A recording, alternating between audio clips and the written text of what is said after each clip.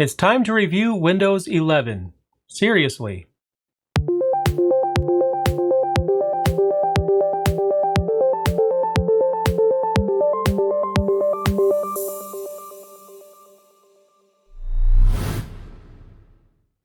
Now, if the name of this channel is any indication, Windows is normally beyond the scope of this channel, but I figured it might be entertaining to give you guys a Linux user's perspective of Windows 11. Now, if you're looking for an in-depth review of Windows 11 from a Windows expert, you have come to the wrong video. I am a Linux user full-time, and I have been since around 2006. Before that, I was using Windows, but somewhere around 2006, I made the switch, and Linux became my primary platform. Nowadays, Pop! OS is my favorite distribution, the one I use the most. I also like Fedora, Debian, Ubuntu, and some others, but even though I switched to Linux in 2006, I still used Windows from time to time from then on, so I feel like I'm kept moderately up to date with what Microsoft is up to, but I figured that this video might be entertaining to get a Linux user's perspective of Windows 11 because Windows is not my primary platform. A lot of you guys out there are using Windows as your primary platform, and maybe you are considering the switch to Linux, but you haven't made this switch yet. So I figured it might be fun to give you guys a review of Windows 11 from a different direction, from someone that doesn't use Windows full-time, so that's what today's video is going to be about. On my end, I had Windows 10 installed on my recording PC, and I decided to upgrade that to Windows 11. In addition, my ThinkPad X1 Extreme, first generation, normally runs a Linux distribution, but I decided to temporarily install Windows 11 on that as well, so that way I can get a perspective of the new OS from two different machines. Now, when it comes to my recording PC, I uploaded another video about that build some time ago, around the same time as I put it together. I don't really consider it a Windows PC, although technically it is, because it's literally just used for one single purpose, OBS. I will be switching this particular PC to Linux at some point in the future, but I haven't gotten around to it yet. I'm not in all that much of a hurry to switch it over, because I run OBS full screen, so I rarely see the Windows UI all that much anyway, but I figured that since it was running Windows 10, why not upgrade it? Now, it's no secret that Windows is currently the dominating operating system on desktop PCs, but today we're going to get a review of Windows 11 from a Linux user's perspective. I think it's going to be fun, so let's get into it. First of all, let's talk about the installation process. As I mentioned earlier, I installed Windows 11 on two machines, my recording PC and also my ThinkPad X1 Extreme first generation. On my recording PC, I installed it as an upgrade from Windows 10, and on my ThinkPad, I did a clean install. So first I'm going to talk about the process of upgrading my recording PC. To kick off the process, I ran the installation assistant that I downloaded from Microsoft, and with this tool, what it does is it shows you whether or not you are compatible with Windows 11, and if you are, it gives you a chance to upgrade. This isn't the only way that you can upgrade though. At some point in the future, it's going to be showing up in Windows Update as an update that you can install, but it hasn't been distributed to everyone just yet. With the installation assistant, you could basically make it upgrade right now, even if you are not normally offered the upgrade. At first, it told me that my PC didn't meet the requirements, but all I had to do was enable the TPM module in the BIOS, and that was the only change that I needed to make on my end. After I made that change, I ran the installation assistant. When I launched it, it triggered a user account control prompt because it needs to run as administrator. And that prompt didn't show up in the screen capture, but effectively is just asking for my permission to run the tool. Windows users see this prompt all the time, so there's nothing unusual about this. At first, it seemed like everything was going well. It downloaded Windows 11 and started to install it. But unfortunately, it crashed on the third step, and I ran it again just in case it was an intermittent problem, and it failed again in the exact same place. So at this point, I figured that the tool just wasn't going to finish for whatever reason. So I took a look at the error code, which was 0x80070007F. And that error message was very clear and straightforward. I knew exactly what it meant. Okay, I had no idea. So I did the same thing that anyone else would do. I went ahead and Googled the error message. And the solution, surprisingly, was to right-click on the Installation Assistant executable and then click on Run as Administrator. But wait a minute. When I ran it the first time, the user account control came up and asked me to verify that I wanted to run as administrator because it's going to make changes to my system, and I told it that it had my permission to do so. So why would I get different behavior depending on which method I use to tell it to run as administrator? This seems like a bug to me. Anyway, after I manually relaunched it as administrator, it worked fine. Even though there was a few failed attempts the first time I tried it, the process did finish successfully, so I have to give it credit for that. I don't remember how long it took, but the process didn't seem to take all that much time, so I think it was reasonable. And after that, I was running Windows 11 on my recording PC. But I wasn't done yet. At that point, it was time to install Windows 11 on my ThinkPad, this one right here. So for the ThinkPad, I created a bootable USB key with Windows 11 on it, and then I started my laptop from that USB key and started the installer. One of the first things that I've noticed is that the UI of the installer seems virtually unchanged from Windows Vista 7 and 10. Later on, it is a bit different, but at least at the beginning, it looks virtually the same. And I don't think that's really a problem if the installer does what it's supposed to do, but I do find it a bit odd that they've never updated the UI in the installer to match the actual UI in Windows. But I suppose that's a very minor complaint. There's no functional problem with the installer, at least that I've found. The process wasn't as fast as installing something like Ubuntu, but it wasn't all that much different either. The speed of the installation was very reasonable.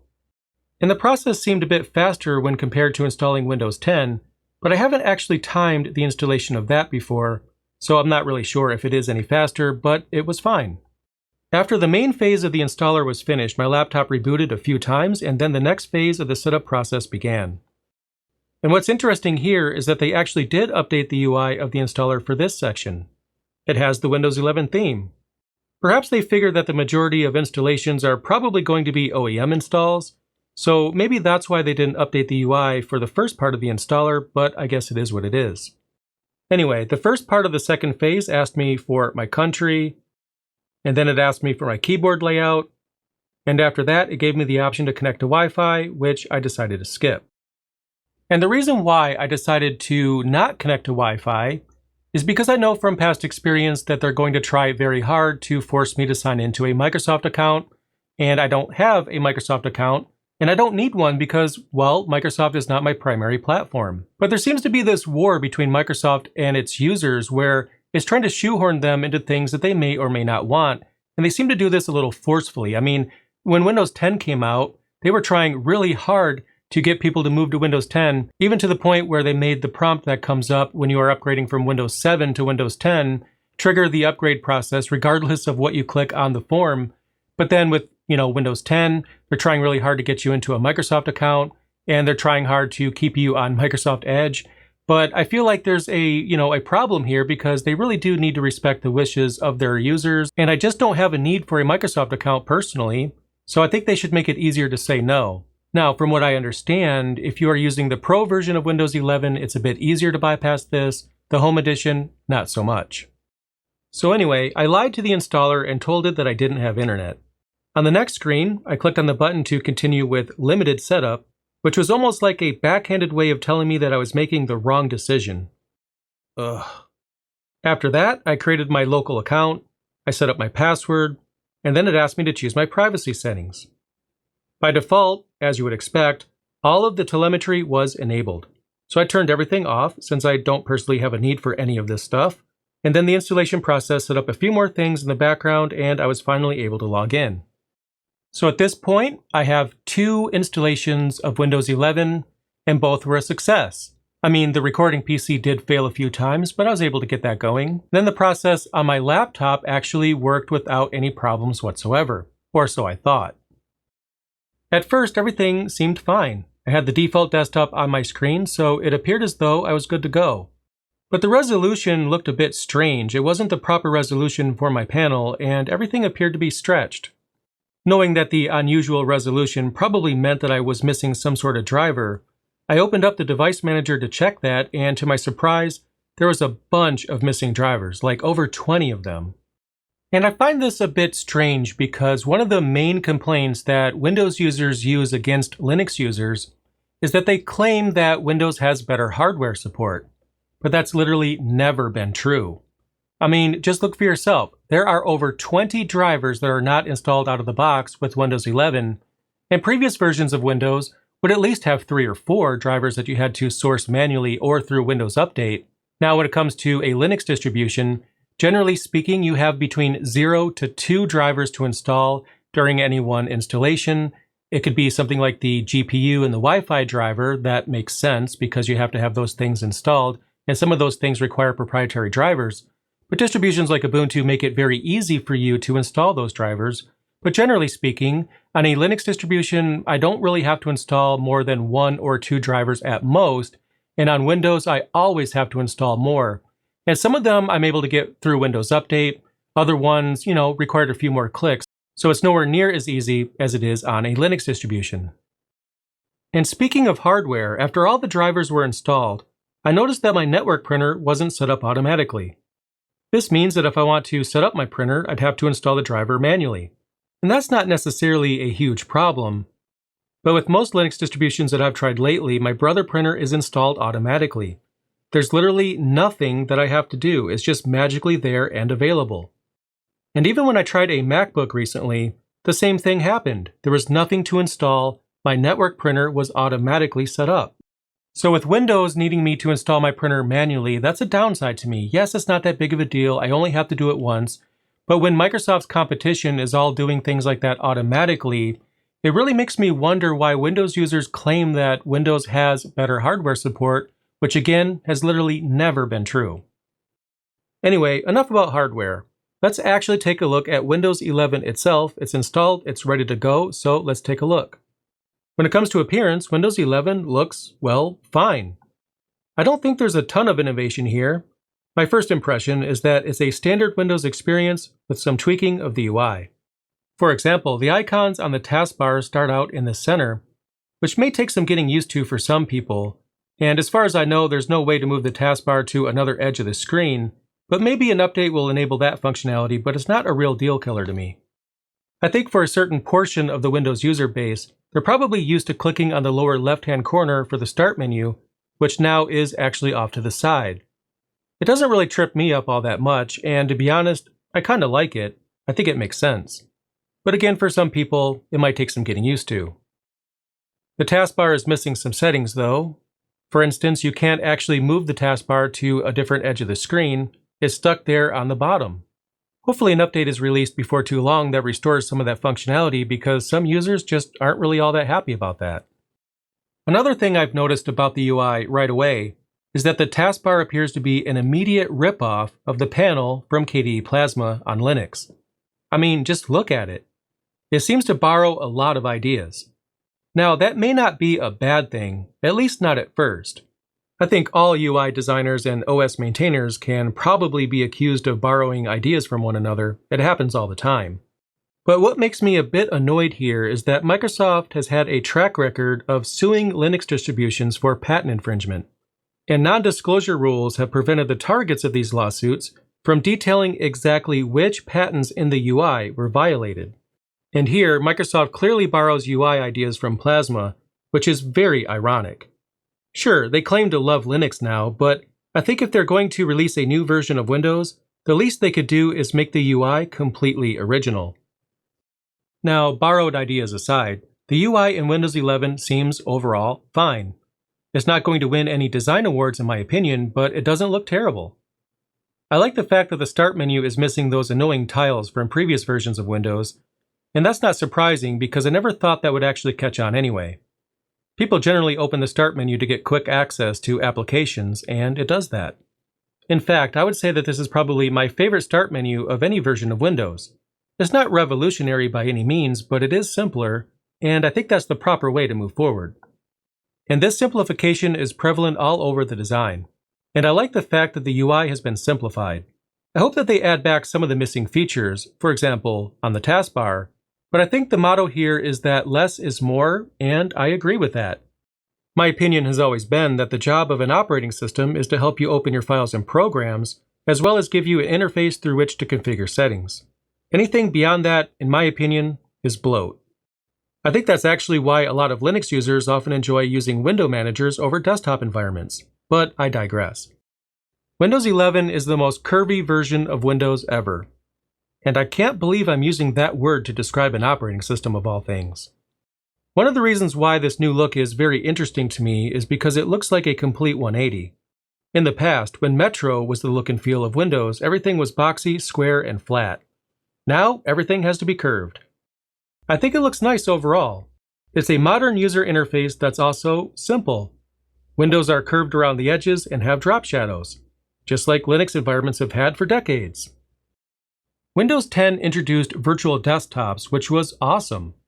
I thought it was fairly amusing when Windows 10 was released with that feature because I've had virtual desktops in Linux since I started using that platform way back in 2003. Microsoft seems to be late to the party very often, but I guess it doesn't matter. Their implementation of virtual desktops is good enough. It's not as featureful as the concept is in most Linux desktops, but I'll take it. The only oddity that I see here is that there's no effect when you use the keyboard shortcuts to switch between workspaces. When you switch between one workspace to another, or virtual desktop, whatever Microsoft tries to call it, the apps kind of just disappear and the apps from the other desktop appear. I would have liked to see some sort of transition here to make it obvious to the user how this paradigm is set up, but that's my only real complaint about it, and it's not that much of a problem. Another new feature in Windows 11 is window grouping, and this refers to the ability to have application windows tiled into quadrants of the screen. Now, this concept isn't entirely new. They've had similar abilities in the past, but it's fully fleshed out here and it works very well. When you hover over the Maximize button, you can choose which quadrant of the screen to maximize it to. Once you do this, the app will generally stay in that quadrant, and resizing the window will also resize adjacent windows as well. The ability to do this isn't actually new, but how the feature is accessed certainly is. And being able to choose how you maximize a window when you hover over the Maximize button is, dare I say it, very smart. It seems like a simple idea, but it's just so effective. It's such a good idea, in fact, that I find it a bit surprising. I mean, Microsoft doesn't really innovate anything nearly as much as they used to, so seeing something smart like this is a bit of a jaw-dropper. Again, it's a very simple idea, but it's very effective. However, as cool as this is, I wish that Windows 11 supported full tiling, like some Linux desktop environments and window managers have been doing for years. The tiling that we do have here is definitely welcome, but it's almost like getting half of the feature rather than the entire concept. Like tiling desktop environments in Linux, when you resize a window, the adjacent window resizes as well. But when you close a window, the other windows don't resize to use up the remaining space. Tiling in Linux desktop environments is a bit more automated, which is why I think a lot of Linux users enjoy that feature. When you have tiling mode enabled on a distribution such as Pop! OS, the first app takes up the entire screen. If you open another one, it'll divide the screen automatically. And if you close an app, the remaining apps will resize themselves such that you'll never waste any screen real estate. Anyway, window grouping in Windows 11 is a very welcome feature, but it just isn't implemented as well as it is in Linux. But I do really enjoy the fact that you can hover over the Maximize button to choose how to maximize a screen. Again, that's just brilliant. So at this point, let's talk about Windows Terminal. Windows Terminal is not a new concept, but I like how it implements different shells. When you first launch the Windows Terminal, you'll get a PowerShell session by default. You could change your interpreter by choosing it in the drop-down at the top of the window. For example, I could switch it back to DOS. And let's be honest, DOS is so much more awesome than PowerShell. But I think it's an awesome feature to be able to switch your interpreter like that without having to open up a different app. But what's even better is that you can easily get a Linux shell by installing one from the Microsoft App Store. For example, I can grab Ubuntu. And what I like about this is that it's easier to do this now than it was before. You just go into the Microsoft Store, search for a Linux distribution, install it. It's that simple. But in order for it to run, though, you'll need Windows Subsystem for Linux installed, and it's not installed by default. But then again, even that's easier to install now than it used to be. To install WSL, you just run Windows Terminal as administrator, and then you run the command WSL-install. After you reboot, you'll be able to use Ubuntu. You can get an Ubuntu prompt in Windows Terminal, or you could click on the standalone app and you have a Linux shell. Awesome. I find it a bit amusing, though, that a lot of Windows users will criticize Linux users and say that we need to run everything in the command line, which isn't true. Everything you could do on a Linux desktop you could do without the command line at all. And then here, Microsoft is telling us to use the command line to install Linux. Now that's ironic. Now speaking of Linux, you can actually run Linux apps in Windows 11, which is actually really cool. And this is probably the biggest surprise when it comes to Windows 11. Now technically, Windows 10 allowed you to do the same, but we can run graphical Linux apps now, which is a welcome addition. In order to run graphical apps, you first have to launch your installed Linux distro at least once. And when you first launch it, it's going to ask you to set up a username and a password. And after you do that, you can install and run Linux apps. As a proof of concept in Ubuntu, I can run sudo apt update, and then after that's done, I can run sudo apt install gedit. And gedit itself is a text editor for the GNOME desktop and probably not the best example, but it does work. And your mileage may vary. For example, I can't launch the GNOME Control Center, but then again, running that probably would be useless in Windows anyway. Overall, Windows 11 is fine. It's not for me. I am a Linux user, and there's nothing here that's going to steal me away from Linux. Even though it could run Linux apps, I choose to run all of my apps natively. That's just the way I prefer it. And even though they've made a lot of improvements to the workflow, it's actually better than previous versions, I still don't think that it's quite on par with a Linux desktop in my opinion, but it is cool that you can have a Linux shell in Windows here in Windows 11, just like you could in 10, but it's a bit better now. And I think that's going to be a great fit for anyone that's working in an environment where they don't allow anything but the Windows desktop. Now you can actually have an official Linux terminal. You can run your GUI apps and things like that. So I think for those individuals, it's going to be a good fit. For me, not so much, not my thing. But I figured it would be fun to go ahead and review Windows 11, and that's what I did. Let me know what you think in the comments down below, and I'll see you again very soon. Thanks for watching.